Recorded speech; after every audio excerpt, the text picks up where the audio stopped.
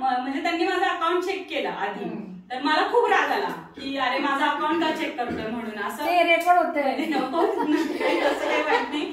मग मी त्यांना म्हटलं तुम्ही माझं अकाउंट का चेक केलं, तर म्हणे नाही अरे बघत होतं तुला नाही का वापरायला पैसे वगैरे लागले, तर म्हणलं नाही नाही मला काही लागणार नाही, तुम्ही आले की मग बघू. आणि त्यांनी त्या दिवशी माझ्या अकाउंटवर पैसे ट्रान्सफर केले, मला काही मेसेजेस येत नाहीत पैसे आलेले वगैरे.